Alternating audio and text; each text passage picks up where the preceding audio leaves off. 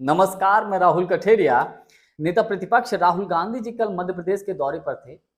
राहुल गांधी जब मध्य प्रदेश पहुंचे तो कांग्रेस के कार्यकर्ताओं और नेताओं ने राहुल गांधी का बड़ा जोरदार ढंग से स्वागत किया, क्योंकि काफी साल के बाद मध्य प्रदेश के दौरे पर राहुल गांधी पहुंच रहे हैं प्रदेश के कार्यालय पर।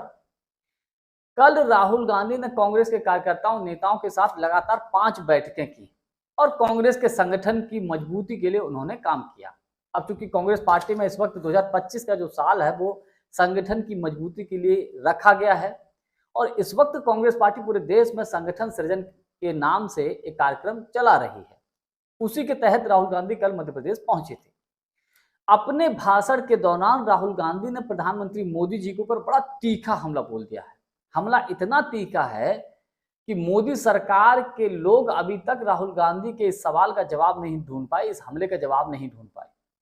भारतीय जनता पार्टी अभी समझ नहीं पाई कि राहुल गांधी के इस हमले का जवाब दिया जाए तो कैसे दिया जाए, और इनडायरेक्टली राहुल गांधी ने आरएसएस को भी लपेटे में ले लिया है। आजादी के समय में आरएसएस की क्या एक्टिविटी रही, इनडायरेक्टली उन्होंने इस तरीके से हमला बोला कि आरएसएस भी लपेटे में आ गया है। तो क्या कुछ कहा है राहुल गांधी ने, इसी को लेकर मैं चर्चा करूं। लेकिन उससे पहले यदि आपने अभी तक हमारे चैनल को सब्सक्राइब नहीं किया है तो सब्सक्राइब जरूर कर लीजिए और घंटी के बटन को जरूर दबा दीजिए। देखिए, राहुल गांधी मध्य प्रदेश की राजधानी भोपाल स्थित कांग्रेस के प्रदेश कार्यालय पहुंचे। वहां पर जब उन्होंने अपना भाषण दिया तो तमाम मुद्दों से होते हुए सीधा प्रधानमंत्री मोदी जी पर आ गए और मोदी जी को लेकर बड़े व्यंग्यात्मक तरीके से हास्यात्मक तरीके से उन्होंने हमला बोला प्रधानमंत्री मोदी जी के ऊपर। उन्होंने कहा कि जो ऑपरेशन सिंदूर के बाद जो सीज फायर की घोषणा की अमेरिका के राष्ट्रपति डोनाल्ड ट्रंप ने, उसको लेकर उन्होंने हमला बोला। उन्होंने कहा कि डोनाल्ड ट्रंप की कॉल आई, डोनाल्ड ट्रंप ने फोन किया प्रधानमंत्री मोदी जी के पास और फोन करके पूछा कि भैया मोदी जी क्या कर रहे हो, मोदी जी क्या कर रहे हो, नरेंद्र सरेंडर, ये राहुल गांधी ने बोला और मोदी जी चुप। और जब ट्रंप ने कहा कि क्या कर रहे हो तो नरेंद्र मोदी जी सरेंडर हो गए और उन्होंने 2 लाइन बोल दी, नरेंद्र सरेंडर। ये 2 लाइनें पूरी की पूरी भारतीय जनता पार्टी मोदी सरकार पर इतनी भारी पड़ गई हैं कि इसकी काट अभी तक नहीं कोई ढूंढ पाया है।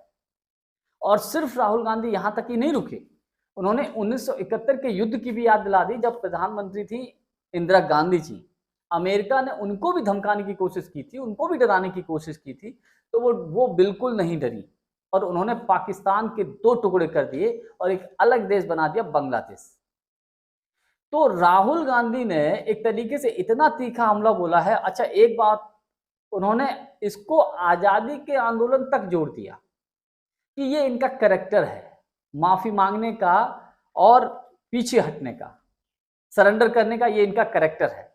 कैसे? उन्होंने कहा कि देखिए, जब आजादी का आंदोलन चल रहा था तब भी ये लोग सरेंडर कर देते थे। एक तरीके से आरएसएस के ऊपर हमला बोला है और राहुल गांधी ने यहां तक बोल दिया कि ये चिट्ठी लिख के सरेंडर कर देते थे। और चिट्ठी किसने लिखी थी भाई? अंग्रेजों के लिए चिट्ठी किसने लिखी थी? सावरकर ने लिखी थी। तो वही बात इनडायरेक्टली राहुल गांधी ने बोल दी, आरएसएस के ऊपर बड़ा तीखा हमला किया है और अपनी विचारधारा यानी कि गांधीवादी विचारधारा का राहुल गांधी ने खुलकर समर्थन किया और जबरदस्त तरीके से गांधीवादी विचारधारा के साथ अपने आइडल के लोगों का नाम लेके बीजेपी पर और आरएसएस पर हमला बोला।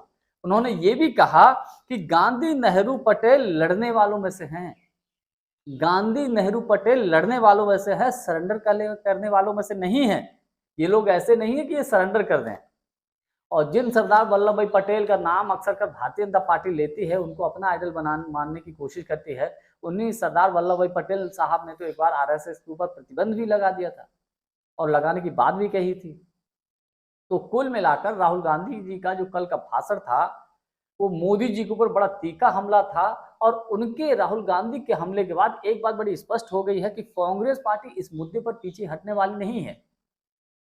जो डोनाल्ड ट्रंप ने सीज फायर की घोषणा की है उसको लेकर कांग्रेस पार्टी मोदी जी को बिल्कुल भी बख्शने के मूड में नहीं है और जब जब मौका मिलेगा उसको लेकर राहुल गांधी या कांग्रेस पार्टी प्रधानमंत्री मोदी जी के ऊपर या भारतीय जनता पार्टी के ऊपर हमला बोलने से बिल्कुल भी नहीं चूकेंगे।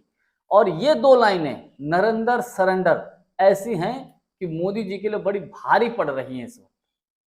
जानकारी हमारी आपको कैसी लगी कमेंट्स करके हमको जरूर बता दीजिएगा। बहुत बहुत धन्यवाद। नमस्कार।